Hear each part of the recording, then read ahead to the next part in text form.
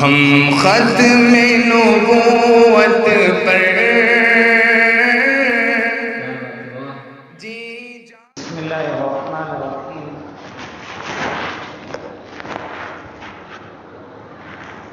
الحمد للہ نحمده ونستعینه ونستغفره ونؤمن به ونتوکل علیہ ونعوذ باللہ من شرور انفسنا ومن سیئات اعمالنا من يهد الله فلا مضل له ومن يضلل فلا هادي له ونشهد ان لا اله الا الله وحده لا شريك له ونشهد ان سيدنا ونبينا ومولانا محمدا عبده ورسوله صلى الله تعالى عليه وعلى اله واصحابه وبارك وسلم تسليما كثيرا اما بعد قال الله تعالى في القرآن المجيد والفرقان الحميد اعوذ باللہ من الشیطان الرجیم بسم اللہ الرحمن الرحیم وَإِذِ ابْتَلَىٰ إِبْرَاهِيمَ رَبُّهُ بِكَلِمَاتٍ فَأَتَمَّهُنَّ قَالَ إِنِّي جَاعِلُكَ لِلنَّاسِ إِمَامًا قَالَ وَمِن ذُرِّيَّتِي قَالَ لَا يَنَالُ عَهْدِي الظَّالِمِينَ وَقَالَ تَعَالَىٰ مَا كَانَ إِبْرَاهِيمُ يَهُودِيًّا وَلَا نَصْرَانِيًّا وَلَٰكِن كَانَ حَنِيفًا مُسْلِمًا وما كان من المشركين وقال تعالى إن إبراهيم كان أمة قانتا لله حنيفا ولم يك من المشركين صدق الله العظيم. قابل بزرگان محترم اور عزیز دوستو، محترم سامعین باتمکین، ہم اور آپ ابھی جن ایام سے گزر رہے ہیں، یہ ایام ہمیں سیرت ابراہیمی کی یاد دلاتے ہیں.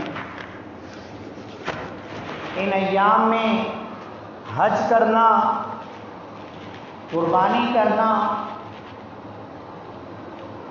یہ سب کچھ ہم کو سیرت ابراہیمی کی یاد دلاتا ہے. حضرت ابراہیم علیہ السلام اللہ رب العزت نے حضرت ابراہیم علیہ السلام کو خلیل اللہ کے خطاب سے نوازا تھا،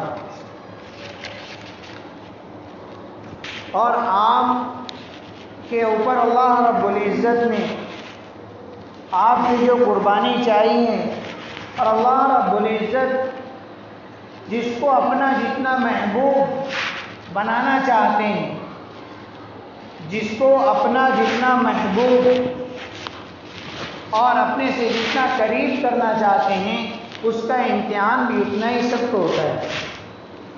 آپ لوگوں نے بارہا حضرت ابراہیم علیہ السلام کے واقعات کو سنے ہوں گے کہ اللہ رب العزت نے ان سے کس قدر و قربانی کو طلب کیا، اور آپ نے بال برابر بھی نافرمانی نہیں کی، اور اللہ رب العزت کا حکم بجا لایا، اور اللہ رب العزت نے آپ کو جو حکم دیا آپ نے اس کو پورا کر دکھایا. اسی طرح اللہ رب العزت نے حضرت ابراہیم علیہ السلام کا ذکر قرآن مجید کے اندر 25 صورتوں میں 27 بار آیا ہے، اور خود ہی قرآن مجید کے اندر حضرت ابراہیم علیہ السلام کے نام سے ایک سورت بھی ہے، سورہ ابراہیم. اب انبیاء کرام کی تاریخ میں حضرت ابراہیم علیہ السلام کو ایک غیر معمولی اہمیت حاصل ہے. آپ کے کردار کا تذکرہ دنیا کی تمام معروف کتابوں میں تفصیل سے موجود ہے. آپ دنیا کی ایسی کتابیں جو سیرت کے متعلق لکھی ہو، اور مذہب اسلام کے اندر یہ دو اہم فریضے جو ہیں، قربانی اور حج بیت اللہ، حج کرنا، آپ اگر ان کتابوں کا مطالعہ کرو گے تو آپ کو اس کے اندر حضرت ابراہیم علیہ السلام کا تذکرہ ضرور ملے گا. مسلمان، یہود اور عیسائی، صرف مسلمان ہی نہیں بلکہ آپ یہود کو، جیسا کہ میں نے قرآن کریم کی جو آیت آپ لوگوں کے سامنے شروع میں تلاوت فرمائی، جس کے اندر قرآن مجید خود کہتا ہے کہ ما کان ابراہیم یہودیا ولا نصرانیا ولکن کان حنیفا مسلما وما کان من المشرکین، کہ ابراہیم نہ یہودی تھے نہ عیسائی تھے بلکہ شرکوں سے پاک بیزار اللہ کے فرما بردار تھے اور مشرکوں میں سے نہیں تھے۔ لیکن آپ کی پیدائش مشرک اور کافر کے گھر میں ہوئی تھی۔ آپ کے والد آزر تھے جو بت پرست ہی نہیں، صرف بتوں کی عبادت کرنے والے ہی نہیں بلکہ بت پروش بھی تھے، جو بت بنایا بھی کرتے تھے اور بت کو بیچا بھی کرتے تھے۔ اپنے ہاتھ سے خود آپ بت بنایا کرتے تھے۔ حضرت ابراہیم علیہ السلام کی پیدائش حضرت آزر کے وہاں یعنی کہ ایک کافر کے گھر میں ہوں، اور آپ کو پہچاننا اور آپ کو جاننا، ہم ایسا سمجھتے ہیں کہ صرف مسلمان ہی حضرت ابراہیم علیہ السلام سے واقف ہیں اور حضرت ابراہیم علیہ السلام کو مانتے ہیں، جبکہ ایسا نہیں ہے۔ یہود اور عیسائی حضرت ابراہیم علیہ السلام کے نام سے واقف نہ ہوں۔ دنیا کے اکثر لوگ کو اپنا پیشوا اور رہنما مانتے ہیں۔ دنیا کے اکثر لوگ حضرت ابراہیم علیہ السلام کو اپنا پیشوا اور رہنما مانتے ہیں۔ حضرت محمد صلی اللہ علیہ وسلم انہی کی اولاد میں سے ہیں، اور قرآن مجید نے خود حضرت ابراہیم علیہ السلام کا ذکر 25 صورتوں میں 27 بار آیا ہے۔ قرآن مجید کی ایک صورت کا نام بھی ابراہیم ہے۔ آپ کے کردار کو قرآن مجید میں ایک مثالی کردار کی حیثیت حاصل ہے۔ قرآن مجید نے اللہ کے نبی اور بہت سارے لوگوں کے کردار کو بیان کیا ہے، لیکن وہیں حضرت ابراہیم علیہ السلام کا جو کردار ہے اس کو قرآن مجید نے 27 دفعہ 25 صورتوں میں 27 دفعہ ذکر و فرمایا ہے، پیش کیا گیا، جس کو قرآن کریم خود کہتا ہے کہ قد کانت لکم اسوۃ حسنہ فی ابراہیم والذین معہ، کہ تم لوگوں کے لیے ابراہیم اور ان کے ساتھیوں میں ایک اچھا نمونہ ہے۔ اور اسی طرح پھر قرآن کریم نے آگے کہا کہ ان ابراہیم کان امۃ قانتا للہ حنیفا ولم یک من المشرکین، کہ بے شک ابراہیم بڑے پیشوا اور اللہ کے فرما بردار ہیں اور اسی کی طرف یکسوئی کے ساتھ اور مشرکین میں سے نہیں تھے۔ آج اس زمانے کے جو لوگ تھے، جب حضرت ابراہیم علیہ السلام پیدا ہوئے، آپ بچپن سے ہی بڑے عقل مند تھے۔ لوگوں کو یہ ایسا لگا کرتا تھا کہ بھئی بچے کی شناخت اور اس کی پہچان اس کے خاندان سے اور اس کے والد سے ہوتی ہے۔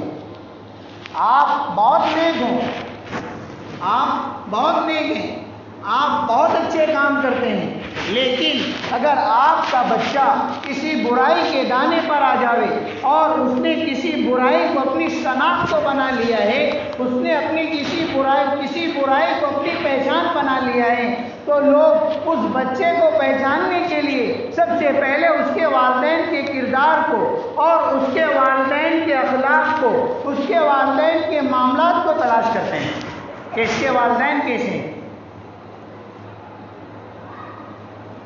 اور پھر اس بچے کی پہچان ہوتی ہے کہ یہ فلاں ابن فلاں کا بچہ ہے، اس کے کرتوت ایسے ہیں۔ بعض دفعہ ایسا ہوتا ہے کہ والدین بہت اچھے ہوتے ہیں لیکن اولاد نافرمان نکل جاتی ہیں۔ اس سے پہلے بھی میں نے کسی موقع پر یہ بات کہی تھی کہ آج ہر کسی کو یہ شکایت ہے کہ یار میرا بچہ میری نہیں سنتا ہے، میری بات نافرمانی کرتا ہے، تو اس کو کسی شاعر نے بڑے اچھے انداز میں کہا ہے کہ تیرے ہونٹوں پہ زمانے کی برائی کیسے، ایک بوند قطرے سے سمندر کی لڑائی کیسے، اپنی بگڑی ہوئی اولاد پر رونے والے ذرا خود سوچ، تو نے کھلائی تھی کمائی کیسے۔ اولاد کا بننا اور بگڑنا یہ اس کے والد کے ہاتھ میں ہے۔ آپ جس تربیت میں اسے ڈالو گے، آپ جس تربیت میں اس کو رکھنے کی کوشش کرو گے، آپ کا بچہ ویسے ہی رہے۔ خیر، حضرت ابراہیم علیہ السلام ایک کافر کے گھر میں تو پیدا ہوئے، تو لوگوں نے یوں سوچا کہ مشرک ہوں گے، یہ یہودی ہوں گے، یہ عیسائی ہوں گے۔ اسی لیے قرآن مجید نے فوراً کہا کہ ما کان ابراہیم یہودیا ولا نصرانیا ولکن کان حنیفا مسلما وما کان من المشرکین، کہ آپ نہ ہی مشرک ہیں، آپ نہ ہی یہودی ہیں، اور آپ نہ ہی عیسائی ہیں۔ بہرحال انبیاء کا تذکرہ اس لیے بھی کیا جاتا ہے کہ ہم کو انبیاء کی تاریخ اور انبیاء کے واقعات اور انبیاء کے معاملات یاد رہنے چاہیے۔ امت محمدیہ یہ ایک ایسی امت ہے، ہم نے تمام انبیاء پر ایمان لایا ہے۔ ہمارا یہ ایمان ہے کہ ہم تمام نبیوں کو مانتے ہیں، اور ہمارے نبی پر ہم انا خاتم النبیین ہیں، ہمارے نبی کے بعد اب کوئی نبی نہیں ہے۔ حدیث کے الفاظ ہے کہ انا خاتم النبیین لا نبی بعدی، کہ اب قیامت تک کوئی نبی نہیں آنے والا، لیکن ہمارے نبی سے پہلے جتنے انبیاء گزرے ہم نے ان سب پر ایمان لایا ہے۔ حضرت ابراہیم علیہ السلام، یہاں سے انبیاء کی دو نسلیں چلی ہیں، دو خاندان چلے ہیں۔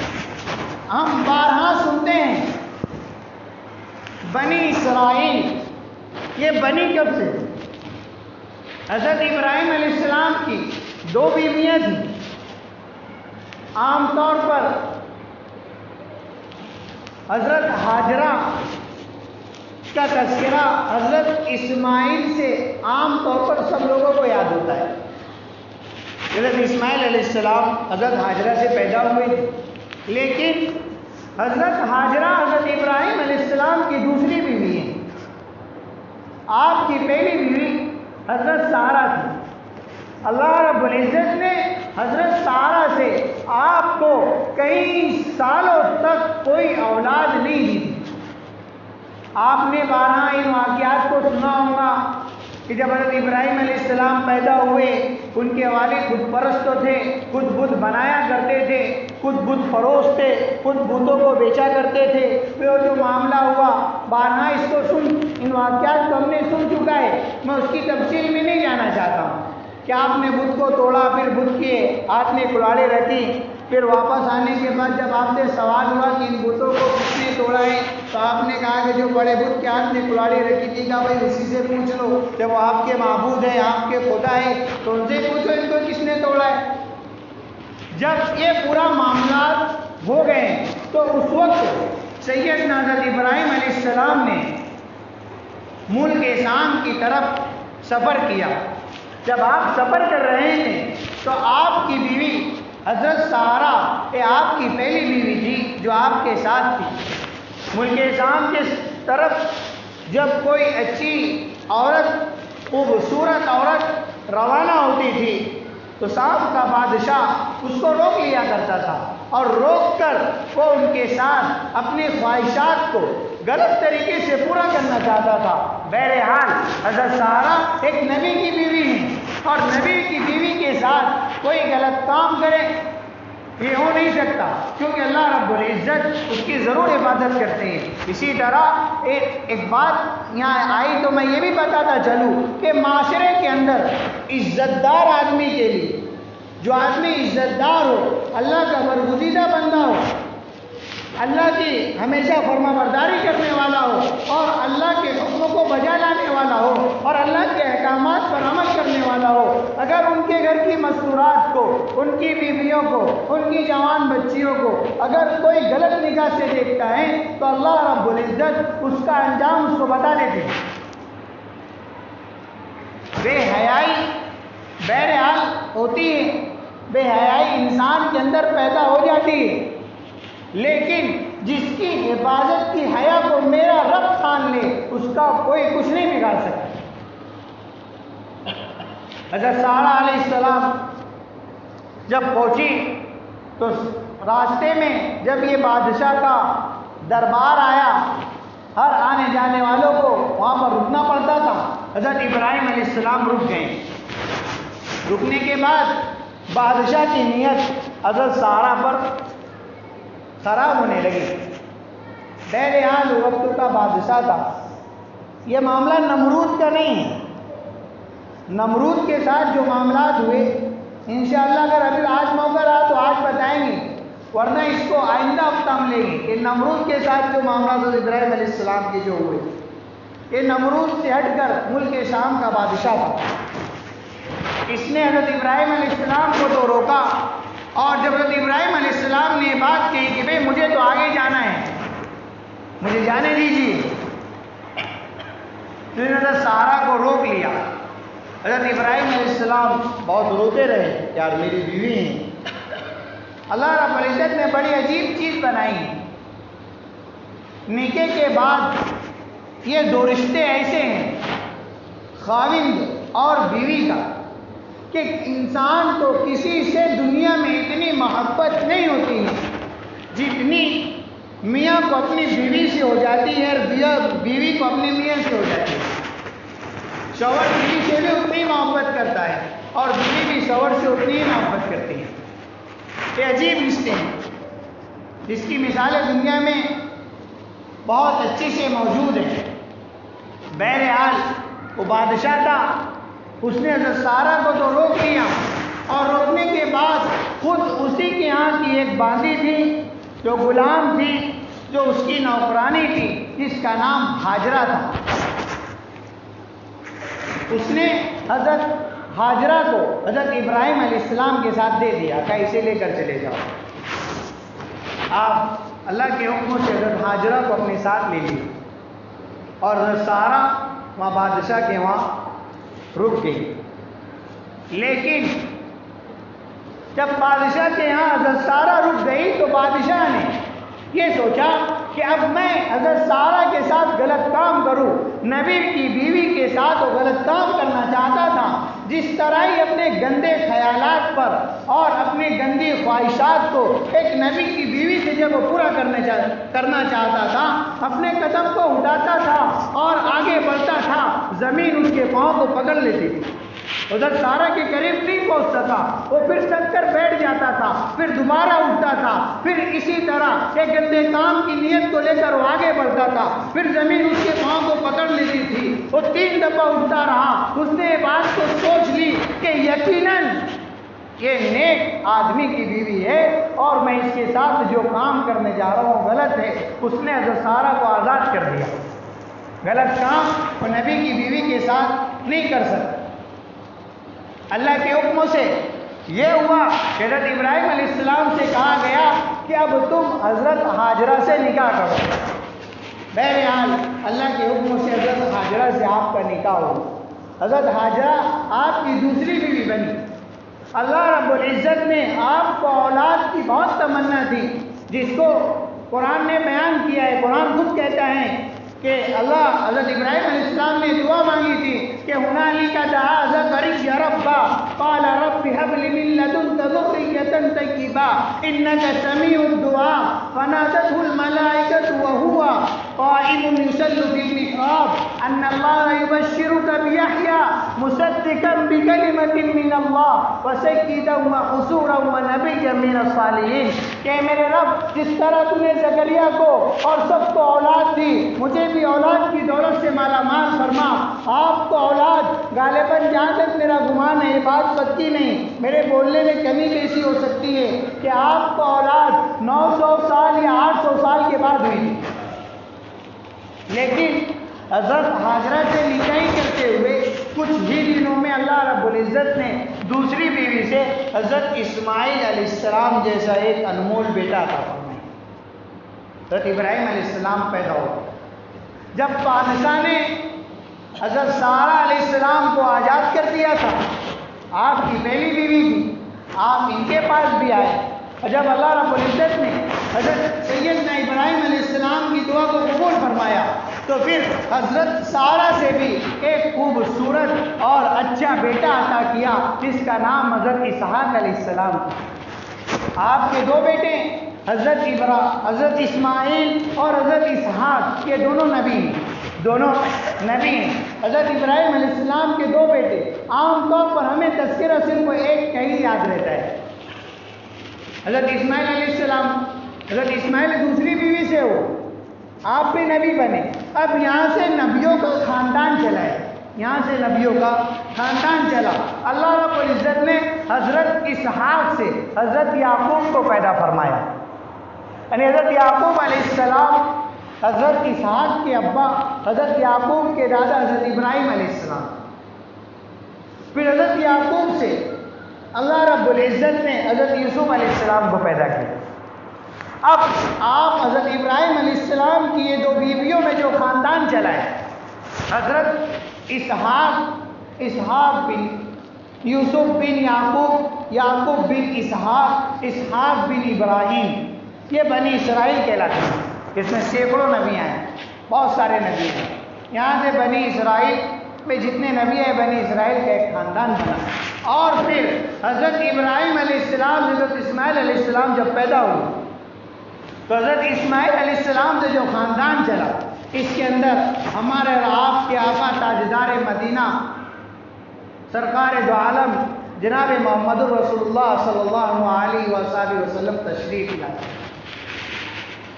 اب حضرت اسماعیل بھی ہو گئے، حضرت اسحاق بھی، 2 بیٹے حضرت ابراہیم علیہ السلام کے ہو گئے. لیکن بڑی چاہت اور بڑی طلب پر اللہ نے اولاد کا یہ انمول تحفہ حضرت ابراہیم علیہ السلام کو عطا کیا تھا. اولاد سے محبت ماں باپ کو بہت ہوتی ہے، اور جنہیں تاخیر سے ملے تو ان کی بات تو کچھ اور ہی ہوتی ہے. وہ تو اپنی اولاد کو بہت ہی محبتوں سے اور بہت ہی پیار سے اور بہت لاڈ سے پالتے ہیں. لیکن حضرت ابراہیم علیہ السلام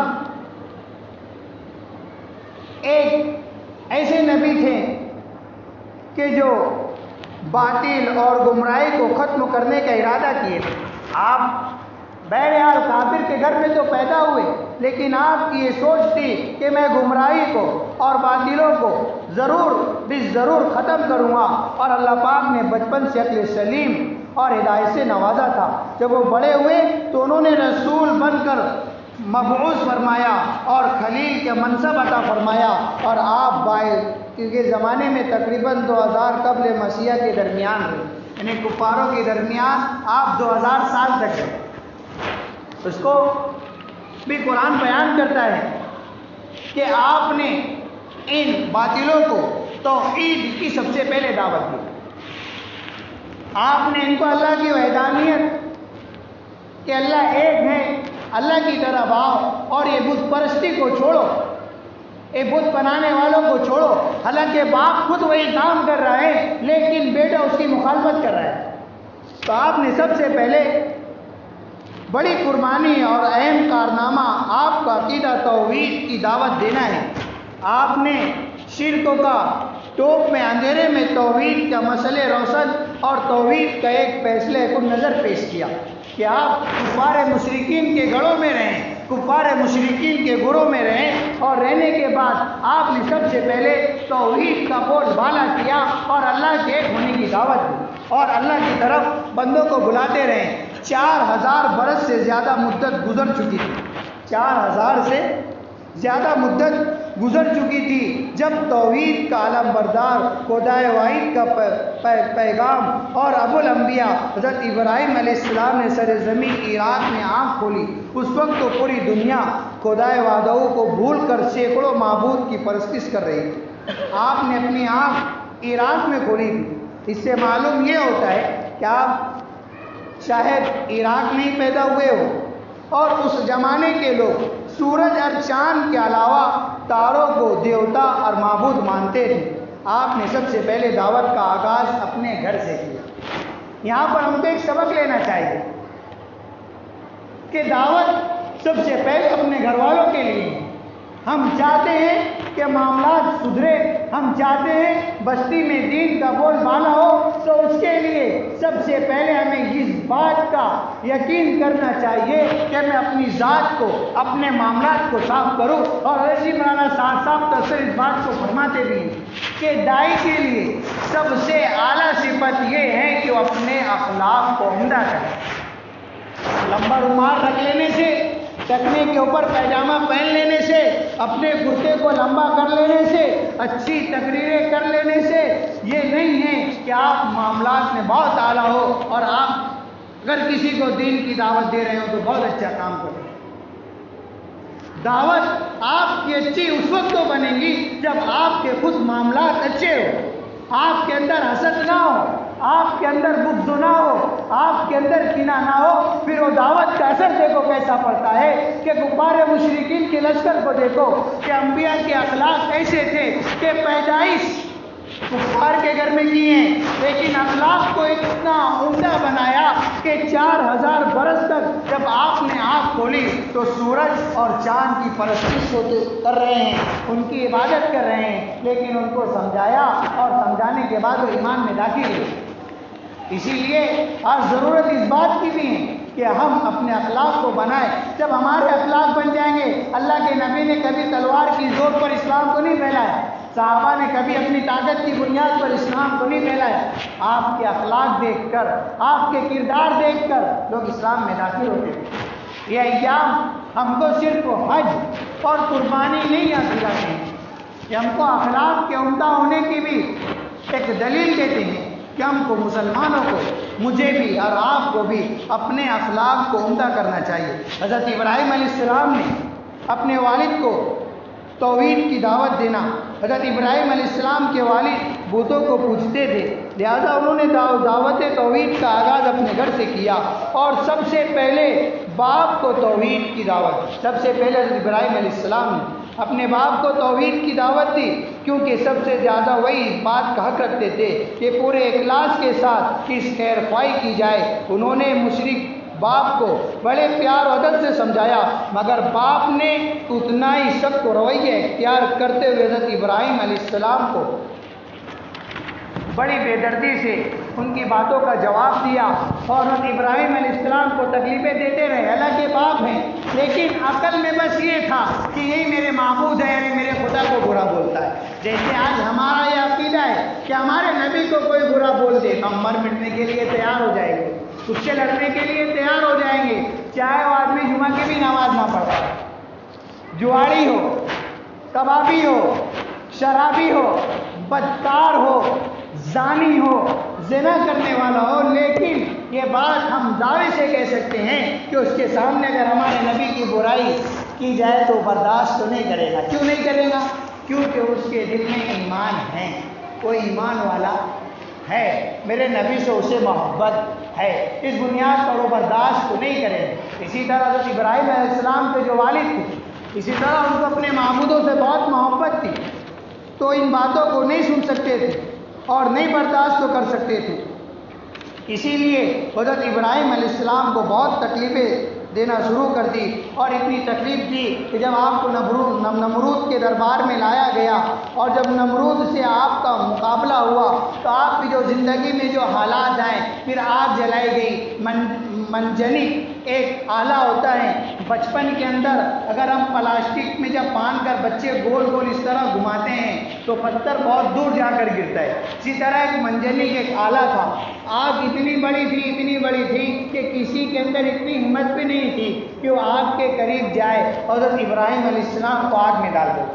اتنی بڑی آگ جلائی گئی کہ اس کے شعلے آسمان سے بات کیا کرتے تھے۔ منجنی کے ذریعے آپ کو آگ کے اندر ڈالا گیا، لیکن قرآن نے اس کو بیان کیا کہ یا نار کونی بردا و سلام علی ابراہیم۔ اللہ رب العزت نے آگ کو یہ حکم فرمایا کہ یا نار کونی بردا و سلام علی ابراہیم، کہ اے آگ تو میرے ابراہیم پر سلامتی کے ساتھ ٹھنڈی ہو جا۔ اگر اللہ رب العزت یہ کہہ دیتے کہ آگ تو فوراً ٹھنڈی ہو جا تو اللہ رب العزت کو گوارا نہیں تھا کہ کہیں ٹھنڈ سے اور بہت زیادہ ٹھنڈی ہونے سے میرے خلیل کو، میرے نبی کو تکلیف ہو جائے، کیونکہ آپ نے توحید کی دعوت ایسی دی، آپ کے اوپر حالات ہے، آپ نے اللہ سے مانگا ہے، جیسا کہ میں نے شروع میں جو دعا بتائی اولاد کی، لیکن آگ سلامتی کے ساتھ ٹھنڈی ہوتی رہی۔ کافی لمبا چوڑا قصہ ہے، فرشتے بھی کہنے لگے کہ باری تعالیٰ ہمیں حکم دیا جائے تو ہم کریں، لیکن آپ نے اپنی زندگی کو اسی طرح گزارا۔ لیکن آپ کی زندگی جب پیش کی گئی، تمام کتابوں میں موجود رہی، تو یقیناً ہمارے لیے ایک پیشوا کی حیثیت سے منتخب کیے گئے۔ ارشاد باری تعالیٰ ہے کہ وَتَرَكْنَا عَلَيْهِ فِي الْآخِرِينَ، اور ہم نے پچھلوں میں اس کی تعریف باقی رکھی، سلام علی ابراہیم، کہ سلام ہو ابراہیم پر، کہ كَذَلِكَ نَجْزِي الْمُحْسِنِينَ، ہم ایسا صلہ دیتے ہیں نیکیوں کو، کہ إِنَّهُ مِنْ عِبَادِنَا الْمُؤْمِنِينَ، کہ بے شک وہ ہمارے اعلیٰ درجے اور کامل ایمان والے بندوں میں سے ہیں۔ تو قرآن نے بیان کیا کہ وہ وَتَرَكْنَا عَلَيْهِ فِي الْآخِرِينَ، کہ سلام علی ابراہیم كَذَلِكَ نَجْزِي الْمُحْسِنِينَ إِنَّهُ مِنْ عِبَادِنَا الْمُؤْمِنِينَ، کیا آپ کامل ایمان رکھتے ہیں؟ اور دوسری سند کا اعلان قرآن فرماتا ہے کہ وَإِذِ ابْتَلَىٰ إِبْرَاهِيمَ رَبُّهُ بِكَلِمَاتٍ فَأَتَمَّهُنَّ قَالَ إِنِّي جَاعِلُكَ لِلنَّاسِ إِمَامًا، کہ ابراہیم کو اس کے رب نے کچھ باتوں میں آزمایا تو انہوں نے اسے پورا کر دکھایا۔ حضرت ابراہیم کو قرآن کہہ رہا ہے کہ وَإِذِ ابْتَلَىٰ إِبْرَاهِيمَ رَبُّهُ بِكَلِمَاتٍ فَأَتَمَّهُنَّ قَالَ إِنِّي جَاعِلُكَ لِلنَّاسِ إِمَامًا، کہ اللہ رب العزت کہہ رہے ہیں، قرآن خود فرما رہے ہیں کہ اللہ رب العزت نے، اس کے رب نے کچھ باتوں میں، یعنی اللہ نے حضرت ابراہیم کو کچھ باتوں میں آزمایا، تو خدا نے کہا کہ تم لوگوں کا پیشوا اور امام بنانے والا ہوں۔ جب اللہ رب العزت نے حضرت ابراہیم علیہ السلام کو جس مقصد میں بھی، جس قربانی میں بھی آزمایا، آپ نے اسے پورا کر دکھایا اور اسی لیے ان کو اپنا پیشوا اور امام بنایا۔ دیکھو وہ وقت تو کافی ہو چکا ہے، اب کن قربانیوں میں آزمایا تھا اور آپ نے اس کو کیسے پورا کر دکھایا، انشاءاللہ ہم آئندہ ہفتے اس کے آگے کی بات کو کریں گے۔ ابھی جس طرح یہ مجمع پورا بیٹھا ہوا ہے نا، یہ کوشش کرے کہ آئندہ ہفتہ یہ وقت سے پہلے آئے اور ہم دیکھیں کہ اللہ رب العزت نے کس طرح آپ کی تاریخ کو باقی رکھا، کہ جس کو قرآن کہتا ہے کہ وَتَرَكْنَا عَلَيْهِ فِي الْآخِرِينَ، کہ سلام علی ابراہیم، کہ كَذَلِكَ نَجْزِي الْمُحْسِنِينَ إِنَّهُ مِنْ عِبَادِنَا الْمُؤْمِنِينَ، کہ آپ نے جب ان تمام باتوں کو، اللہ کے حکموں کو مانا، اور پھر آپ نے قربانی کیسے دی، پھر آپ ہمارے پیشوا کیسے بنے، آپ نے بال برابر بھی اللہ کی نافرمانی نہیں کی۔ اسی طرح پھر قرآن نے آگے بیان کیا کہ وَإِذِ ابْتَلَىٰ إِبْرَاهِيمَ رَبُّهُ بِكَلِمَاتٍ فَأَتَمَّهُنَّ قَالَ إِنِّي جَاعِلُكَ لِلنَّاسِ إِمَامًا، کہ ہمارے امام بھی، اماموں کے امام ہمارے نبی ہیں، امام الانبیاء ہیں، لیکن یہ خلیل ہیں، تو ہم کو انہوں نے کس طرح قربانی دی، کس طرح اللہ کے حکم کو بجا لایا، انشاءاللہ ہم آئندہ ہفتہ اس کے اوپر بات کریں گے۔ اللہ پاک مجھے بھی اور آپ کو بھی کئی سنی باتوں پر عمل کی توفیق عطا فرمائے اور سیرت ابراہیمی سے عشق عطا فرمائے، کیونکہ یہیں سے ہمارے نبی کا بھی خاندان چلا ہے۔ انشاءاللہ ہم آئندہ ہفتہ پھر اس کے آگے کی بات آپ لوگوں کے سامنے رکھیں گے۔ اللہ پاک نے زندگی دی تو انشاءاللہ ضرور بتائیں گے، اور آپ لوگ بھی وقتوں سے پہلے آنے کی فکر کریں۔ واقعی دعوانا الحمدللہ رب العالمین۔ ساتھیوں نے سنت نامہ کو سنتے